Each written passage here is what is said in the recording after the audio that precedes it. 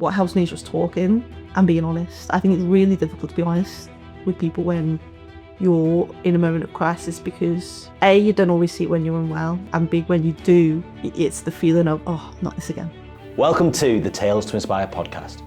Before we get started on this episode, I would like to invite you to our community so that you can hear more stories to inspire change within your life and positive change within the systems in which we live. All I want you to do is to click on the subscribe button. Your comments mean the world to us with anything that's resonated with you, and I absolutely love your support. I can't wait to go on this journey alongside you. Thank you so much for subscribing. Let's get into today's episode. I'd like to say thank you to our partners Wellsprings, who provided us a studio to share these stories. Now, Wellsprings provides opportunities for entrepreneurs and individuals with growing businesses in the Bolton area. Thank you so much for your support. Today, we go into a deep dive with Emily Thornton. I'm Emily Thornton, and this is my tale to inspire. In today's episode, Emily does talk about challenges with her mental health with regards to suicide and with self-harming. So just a trigger warning before you watch and view this episode. Emily Thornton, welcome to the Tales to Inspire podcast. Thank you for having me. Of course, you're very welcome. So this has been a long time coming, yes, and it's going to be really special. And it's already been special with your bite-sized episode. So who are you? Where are you from? And yeah, let's start at the very beginning, if that's all right. Yeah, no, that's fine.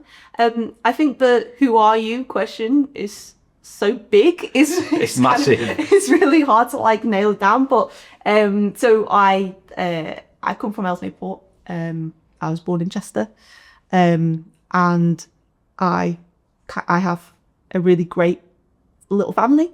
So got mum, dad, I'm older brother and sister. So my brother's autistic. So I've always grown up around autism, kind of learning through him what autism is. He's also got moderate learning disability as well. So he needed a lot of support growing up, which, in some ways impacted me and my sister. But I think now, I'm 28 and she's in her 30s, we realise that actually there was quite a lot of positive impact as well. I think it really helped us develop kind of empathy at a really young age. Yeah. And an understanding of people are different and that's okay. So I think, yeah, so that's kind of that part of my childhood. When you was at that stage, so like say 5, 6, 7, 8 years old, whatever you was, did you have any aspirations of what you wanted to do, what you wanted to be when you was older? What were you like as a child, thinking like that? So it's really interesting when I reflect back, because I don't remember having a specific aspiration, but what I do remember is, so the PHCE kind of classes, and when you learn about well-being and health and things like that at a young age, I loved those classes. Anything where there was talk about wellness, any kind of focus groups, any point of interaction with other students, I absolutely loved. Get me in a maths class, I absolutely hated it. So anywhere where we would just connect, I absolutely love that. And I think that's led into where I've got to now. So I did a psych degree, and then ended up as an assistant psychologist for a little while. And I think that definitely led and kind of fed into that. So the ingredients was there from a child and health and that side of things. I think so. And I think that the reason why I wanted to find that level of connection during those classes was because I struggled with connection outside of those classes.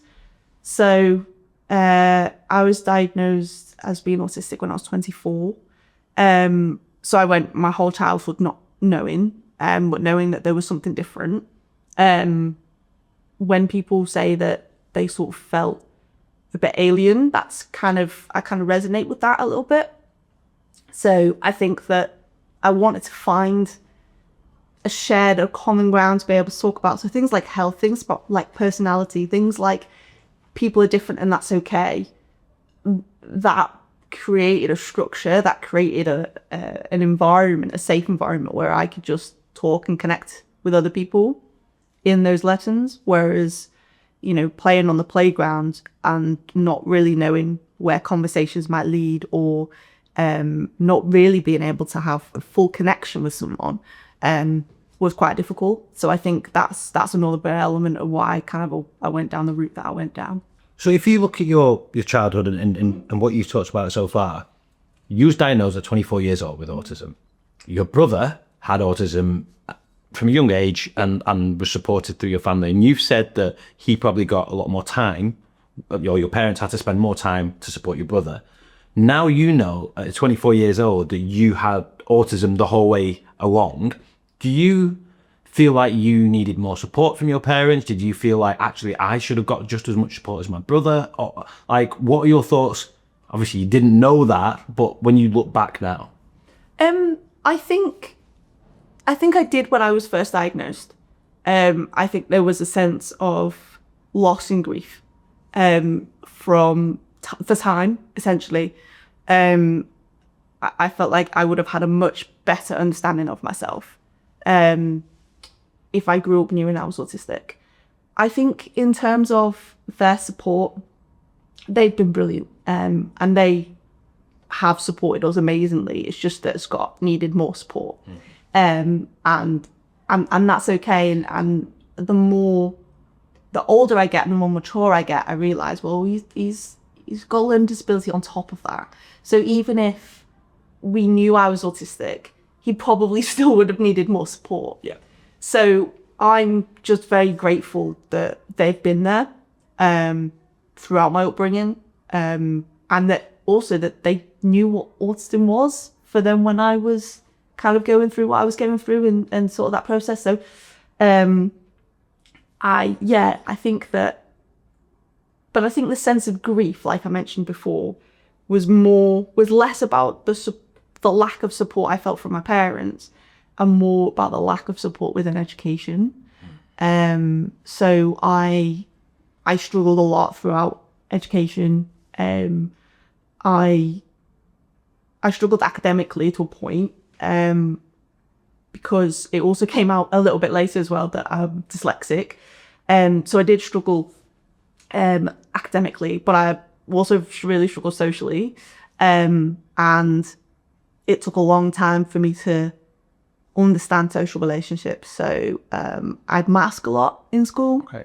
And luckily, when I'd come home, I think I would mask a lot less. There probably was still some element there, but definitely in school that mask went up. So I either was really confident and had a bit of a bravado, or I would completely withdraw, just depending on the situation, and depending on who my friendship groups were at the time. But I think, yeah, if I'd known I was autistic, that maybe that mask would have been kind of less obvious. Yeah, that makes so much sense. Yeah. So Emily, where does your story go from there? So after school, I went to college. I did a health and social care qualification. Thought, that's kind of the route I wanted to go down. I didn't stay on and do A-levels because that would be too kind of pressurized environment. So I kind of did my BTEC. And then when I was 17, I hit crisis. So I was diagnosed as having OCD, and it was impacting me quite significantly at the time. So I was put on some medication at 17, and was kind of told that, this might affect you for quite some time. When I did some work with an amazing psychologist, it transpired that I actually developed kind of symptoms of OCD when I was 11, and I didn't know. So I didn't know what that was. So throughout my high school years, I would, obsessionally and repetitively check that my hair straighteners were off. I'd have intrusive thoughts that my house was going to burn down. I thought that something bad was going to happen in school, or that something bad was going to happen to my parents, like they'd be involved in a car crash or something like that. And they would just be thoughts that would just cycle around in my head all day. So I think that's probably an aspect of why I struggled with education as well. And so finding that out at 17, I think I didn't know how to handle it. So I was with a psychologist for a little while doing cognitive behavioural therapy, which I felt like really worked. But before then, because I didn't really know how to deal with it, I think I was diagnosed for about 4 months with OCD. And then I attempted to take my own life. So that was the first time I attempted to take my own life, when I was 17. And I think now is really quite understandable why. I was living as an autistic young girl, not realising that she was autistic, being diagnosed with an acronym that I kind of understood, kind of didn't, and being told, oh, here's some medication, it will help. But actually I had to put a lot of work in for my OCD to reduce. And it has reduced, luckily. But again, it was a lot of work between me and the psychologist. We did something called ERP, which is exposure response prevention. Okay. So it's a exposure therapy, essentially. So there's like a hierarchy of things that you might struggle with, and they start off with like the lesser anxiety one. And then you do a lot of homework at home. So going through that while studying to then go on to university was quite challenging. That was the start of struggling with my mental health, I think. Going into, I want to go into two things with the OCD and with the situation that you just talked about. So first of all, OCD. So many people say the word, oh, you're just being a bit OCD, or you're doing this, you're doing that. It might be because you're always cleaning the house, or someone's pedantic about a certain point, and it's just part of that, and they kind of use it. But from the way you just explained it, it feels like it's much more than that. Do you want to just define a little bit more of the reality, the truth about OCD and the false reality? Yeah, definitely. So I think a lot of people misinterpret OCD as being perfectionist and a perfectionist tendency. And whilst that can be an element, it's so, like you say, it's so much more than that. So OCD stands for obsession compulsion disorder. So those two things are really important. So you have the obsessive thoughts, which we call intrusive thoughts, and they are repetitive. Some people cannot leave the house because of these intrusive thoughts. Luckily, I never got to that stage. And they can be various different types. So some people experience lots of different types of intrusive thoughts. Some people experience one type, but it's still debilitating nonetheless. My experience with OCD was very much harm related. So me fearing that I was going to harm somebody else accidentally through leaving my straighteners on, or not checking the fuel pins off, or various different things. Or that my parents or my family would be harmed, that I had no control over. So, for example, like in a car accident or whatever. So that predominantly was my kind of type of OCD that was really, really kind of challenging at the time. And then you have the compulsion on top of that. So you have the obsessive thoughts, the intrusive thoughts, and then you do the behavior. So the behavior is something that reduces your anxiety very, very temporarily. Okay. So for me, it was things like I said, check-in, mainly washing my hands quite a lot because I was worried about contaminating other people. Checking to make sure the door was locked. Various different things. I used to have to check my phone. I check the time on my phone, for starting off at 8 times, and then it went up to 50 times before I went to bed. Those sorts of things. And I think the important thing is you do the behavior, you do the compulsion to reduce anxiety, but it's very temporary. Some people it's minutes, some people it's seconds, and then it goes back around again. So the medication they're supposed to give you, is that supposed to reduce the anxiety, or does it just dull the feeling? So with me, I was on sertraline and quetiapine. So sertraline did reduce anxiety to a point, and quetiapine was to help me sleep because that's an antipsychotic. So that was to help me go to bed without worrying that, I'd kind of left something on or whatever.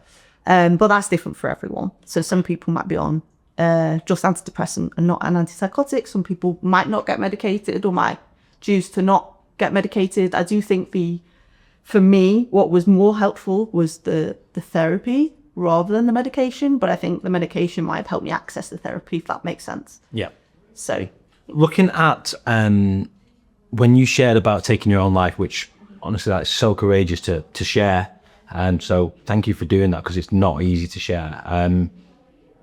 I hear a lot of different judgment when someone attempts to take their own life. How dare that person try to take their own life? Do they not think about other people? Do they not care about anyone else? Or and then you get the other side of it where it's completely opposite of like, how much suffering is that person going through. I really struggle with the initial one that I said, where people are like, oh, how dare that person, because actually it has no empathy involved in that judgment. Yeah, what are your thoughts on when that was happening for you? What was the reality of how you felt?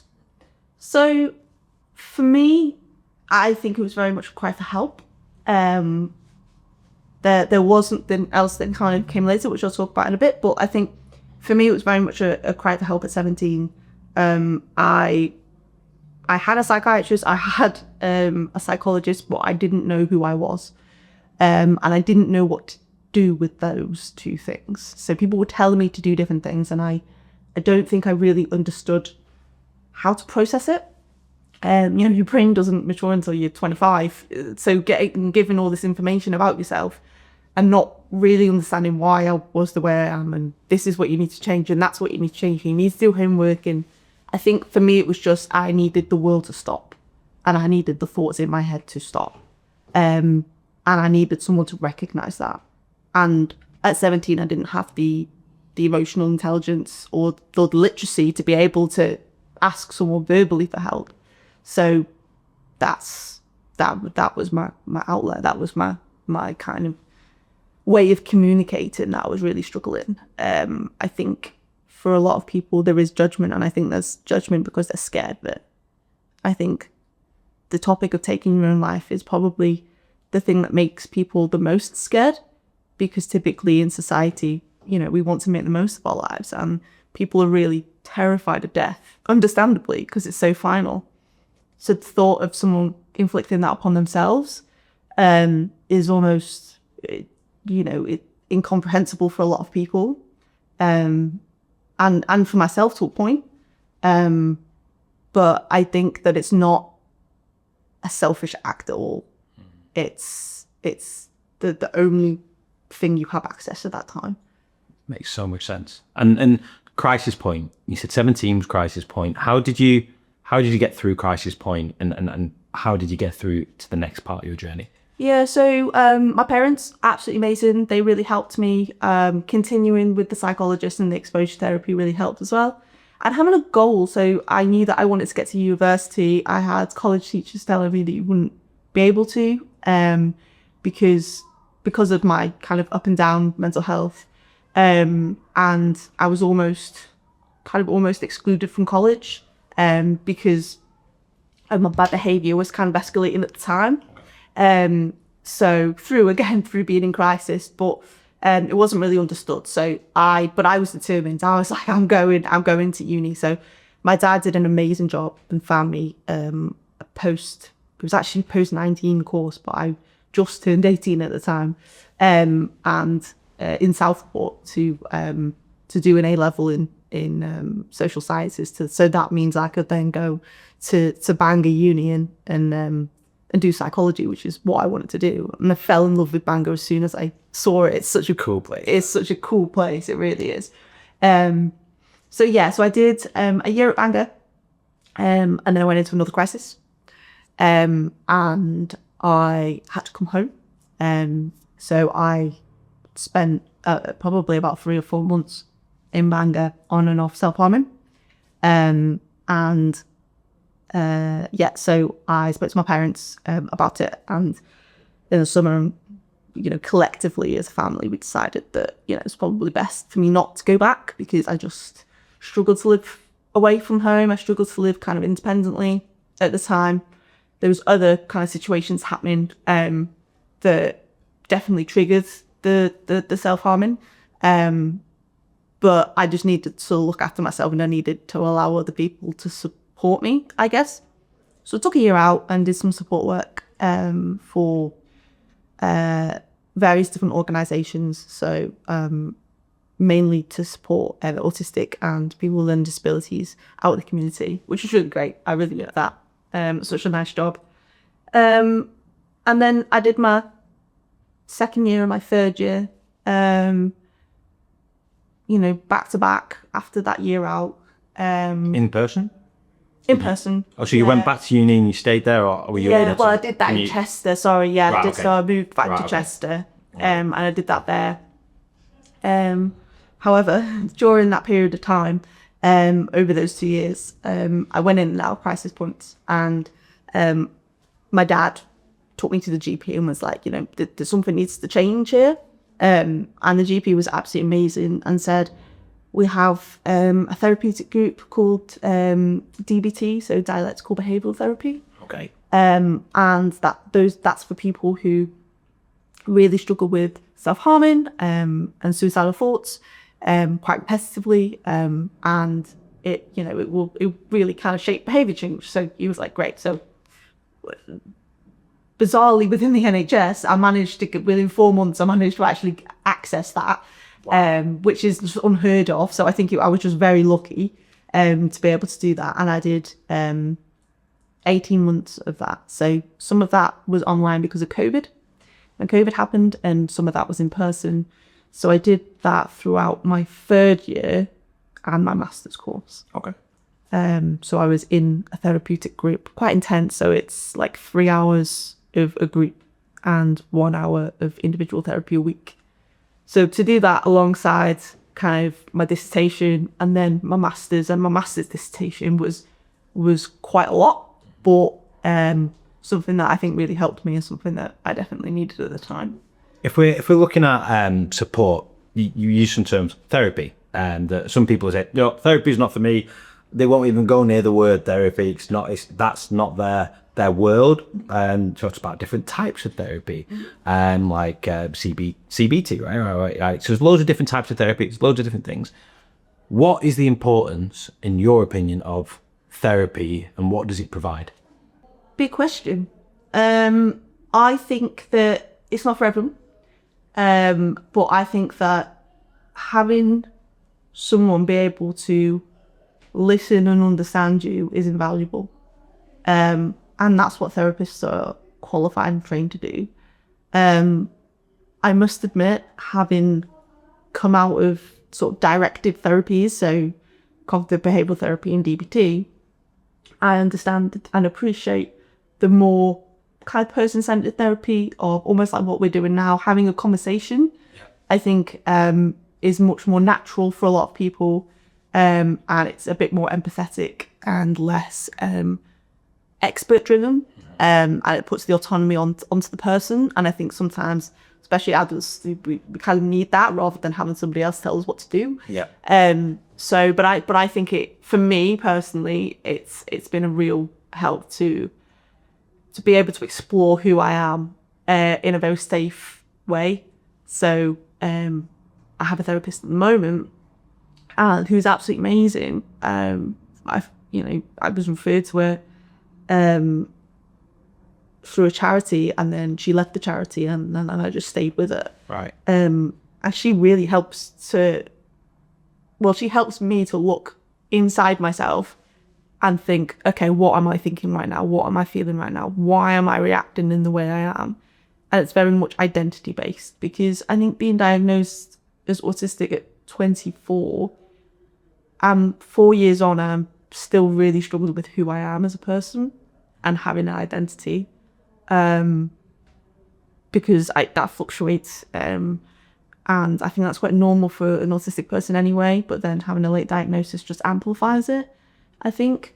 But yeah, so I think it's not for everyone, but I think it can really help. But to have that space as an autistic person at 24 years old to try and uncover that identity is something some people spend their whole life trying to ask the question, who am I? Yeah. Why do I feel like this? Like, what? Oh, that's the way it's always been. Yeah. No, but actually, it doesn't always have to be like that. Yeah. There's better ways to support yourself. So to have the space that you're creating for yourself, even though it's with a therapist or whoever it's with, you're doing something really powerful, and it might be for life, because maybe you're always going to uncover who you are. Maybe you're always going to try and figure out that identity that you are and what makes you you, which is really special and unique. There's no other Emily Thornton. There might be a name, but that's the only way, right? It's completely different in terms of genome and in terms of who you are. So I think that's really special to kind of remember that there's nothing bad about creating spaces for ourselves. No, exactly. 100%. To have conversations, to see where that is. So 24, we've talked about kind of that area of your life in that space. Talk to me about the last 4 years. Okay, so actually important to note is when I was diagnosed at 24, I didn't tell anyone apart from my partner for 2 years. Right.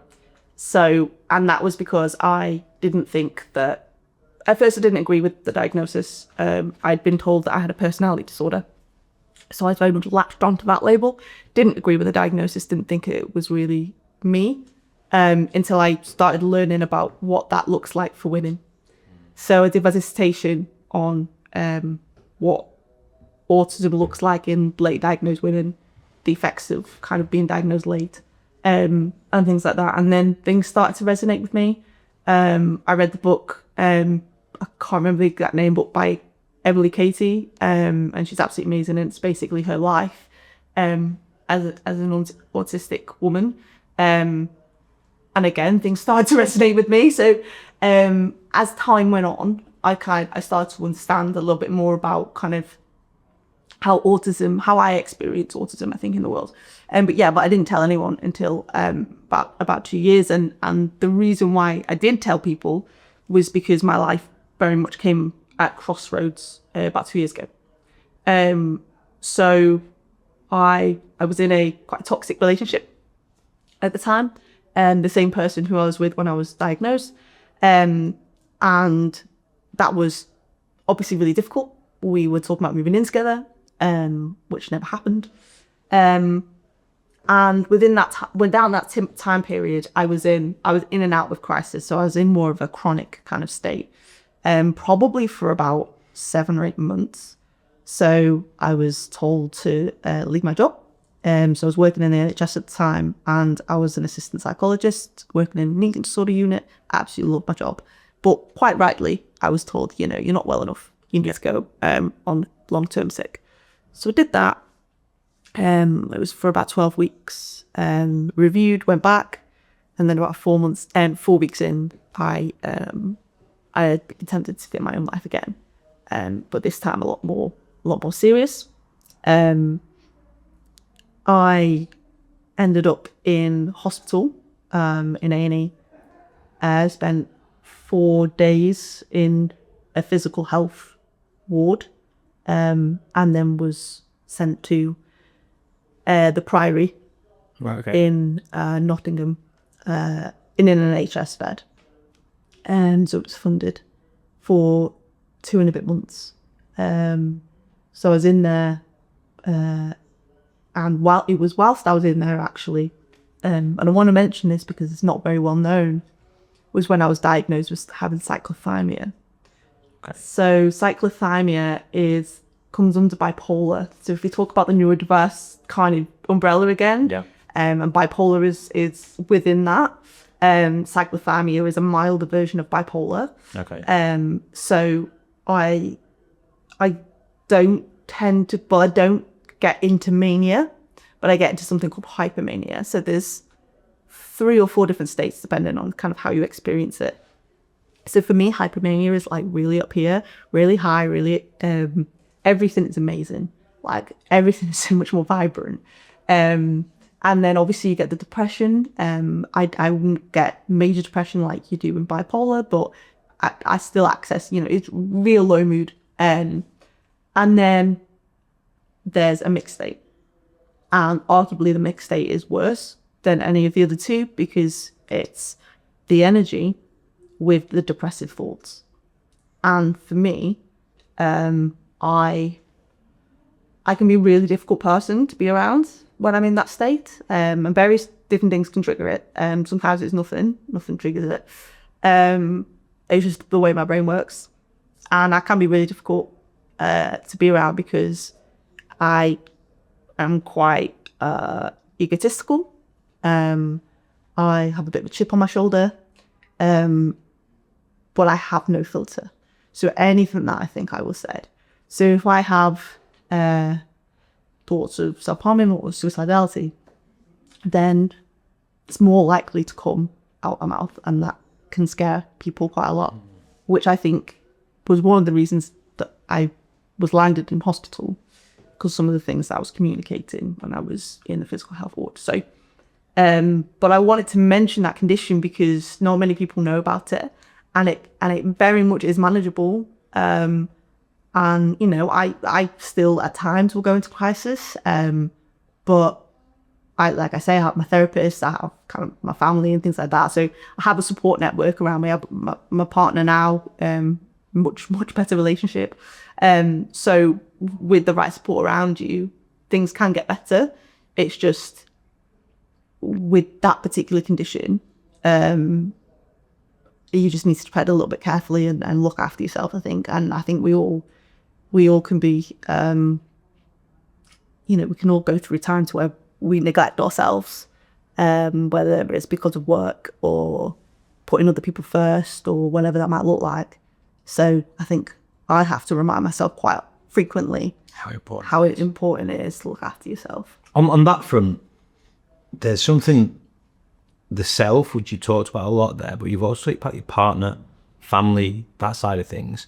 Do you have any advice for you personally, and it might be different for other people, that when you're in crisis, when you're in that situation, I mean, those people must feel so helpless. Yes. Is there anything that they can do? It might be a word, it might be a phrase, it might be their tone of voice, it might be stay away and just let you be. Is there anything that they can do to support you at that time?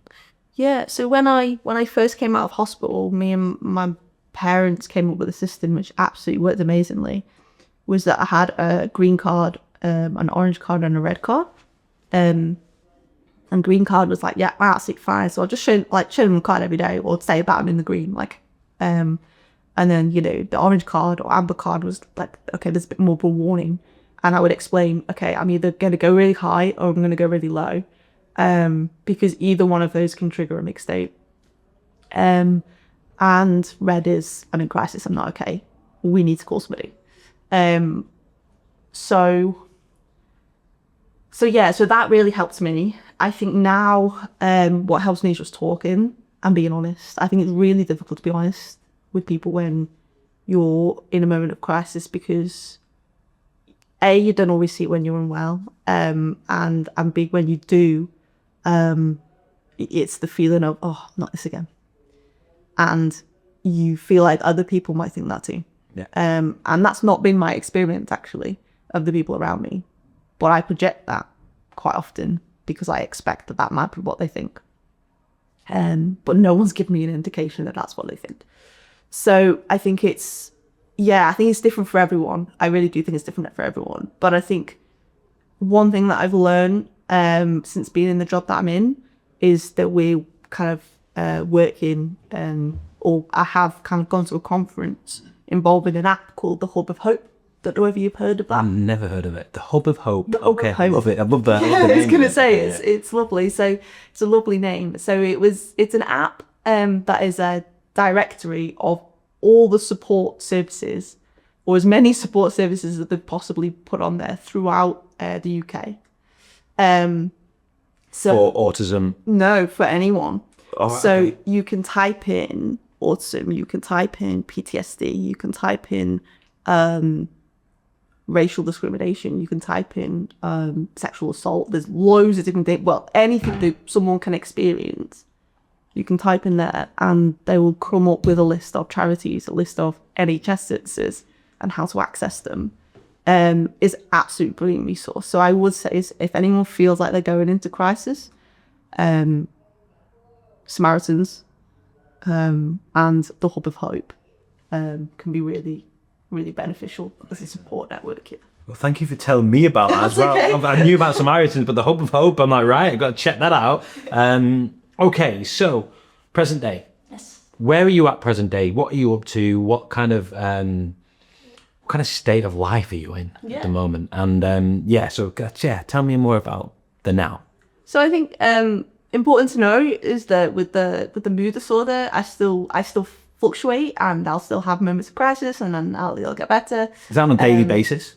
No. So it's it can be normally for me. Sometimes it can be a daily basis depending on the person, but normally for me, a mixed state is quite rare. Okay. And I get the highs and lows kind of periodically, maybe over a few months. So it's not so bad. I'm a lot more stable.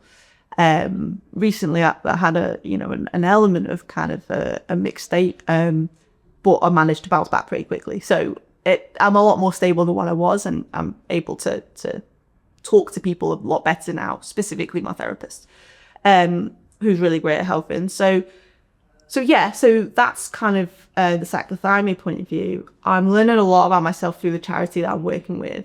So getting to meet some of the amazing young people that I do, and getting to support them and their families, and creating a much bigger understanding of what autism is outside of myself and outside of my brother. And I think that's really special. And getting to meet people and being able to support, even if it's in a really small way. Quite often people will say to me, I know there's nothing physically that you can do, but I just need to chat. And I'm like, that's absolutely fine. Let's, come to the drop-in, let's have a brew, let's, have a biscuit and just talk it through. Because quite often that's what people want. They just want somebody who gets it. To be heard, yeah. To be heard. And to have a voice.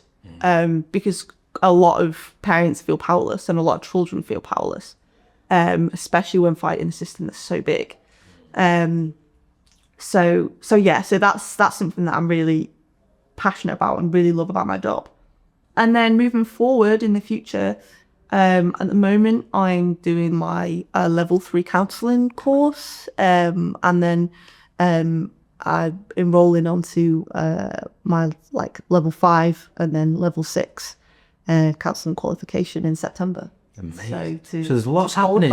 So a lot's happening. Wow. Yeah. Doesn't feel like you stand still for very long. No. I really like it. For me personally, my personality is really hard to stand still. If I'm standing still, then something's going wrong. I need to be constantly moving. And I think I don't have ADHD, but it's kind of that similar thought pattern. I think it's the mood disorder. I think that's what drives it. Very much always thinking about the next challenge, always thinking about the next thing that I can possibly do. Yeah. Because sitting still, I just don't like it. It just makes me feel uncomfortable. Well, I'm sorry that we've had an hour that you've been sat still for. I'm buzzing that we managed to do it. But all right, so we're looking at that now. If people to find out about you, maybe on socials or the charity that you work for, how do they find out? So personally, on Instagram, it's just my personal Instagram, but Mindfully Emily is my is my handle, I guess. And then we have Autism Practical Support, which is the charity I work with. So you can type that in Google and we'll come up. But we also have our email, which is info@autismpracticalsupport.org.uk. Well remembered. I love that. Amazing. You've done well with that. Okay, so every champion that we share the story of, Yes. We do a quick fire question round. Okay, cool. So the way this is going to work is I'm going to start a sentence, you're going to finish it. No need for an explanation of why you've said that. Okay. And currently, I don't even know what I'm going to ask you, so we'll see how it goes. So for anyone who's listening or watching this, let's see how this goes, right? So life is about Curiosity and empathy. family can. Be an amazing support network. Autism is Very powerful and huge strength. community should. Be kind and supportive to everyone that comes into contact with that particular community. You love that. That's an amazing one. Being kind is Being thoughtful and even if you can't necessarily empathize because you've not been there, just be considerate and be there for people. how much of, maybe it's not a quick fire question, this one, but in terms of how much of your life of where you're at right now is down to luck or good fortune or coincidence, and how much of it is down to your hard work, your curiosity, you getting there? I think if you asked me this a year ago, I would have said, look, 100%. I think now very much hard work, and not just hard work from my point of view, but very much the support system around me. I would not be where I am today if it wasn't for my family, if it wasn't for my partner, if it wasn't for my therapist or friendships. I wouldn't be here today. The team that I worked for when I was told to go off sick, they were so supportive when I came back to work. So I without the people around me and community, I definitely, I don't know where it would be. But so I think it's been hard work, but not just from my part. In terms of advice that you'd give your younger self, whether that's before or after crisis point, you get to choose. Is there any advice you'd give your younger self? And if so, what would it be? Take some time. Take some time to think about what you really want from life. And when you feel like things are bubbling over, pause, give yourself a bit of grace, and don't react. Just take a breath and realize that actually things will get better, because society and life changes so quickly that the way you feel is going to change as well. Love that. So as we round off today, which has been amazing, thank you so much. I have 2 questions that we've asked every Tales to Inspire champion, over 175, 180 people, and since the very beginning, since 2019, I've asked these 2 questions. And the first is, Emily Thornton, what is your definition of the word inspire? I think to inspire this is a big question. I think to inspire is to be authentic, be your real authentic self, and then hopefully some people might resonate with it. I think if you are someone who wants to try and inspire, you kind of doing it for the wrong reasons. I think if you authentically inspire and you doing things like this and having kind of podcasts and various different things and very different outlets where people can access, you can only do that with meaning if you're authentic. Love that. What a great answer. So my final question is, if you were to live the life that you want to live, and you're looking back on your life, let's say it's decades and decades, and it's a generation away, right? It's so far away in the future, and you're looking back on that life, what's the legacy you want to have had during this lifetime? I want to make a difference, and I want to make a difference on a micro scale, which I think I am every day, and more of a macro scale. So kind of doing research into sort of systemic practice within kind of autism, mental health. So when I qualify as being a counsellor, doing my level 8 kind of PhD level, I would absolutely love to do that. But in terms of more personally for me, having fun. Like at the moment, like my life, when I look back at my life, I have had some amazing points. I really have. But I think I've missed the trick somewhere. And I think I've taken life quite seriously. And moving forward, just have fun, go traveling, go see the world, embrace new cultures, do all the things that 17-year-old me thought I would be doing in my 20s. Do that in the 30s. Why not? Amazing. Well, Emily, thank you so much for being on the Tales to Inspire podcast. Thank you for having me. Thank you for watching today's episode. If you enjoyed today's episode, then please leave a comment in the comment section below, and we cannot wait to see you for our next episode.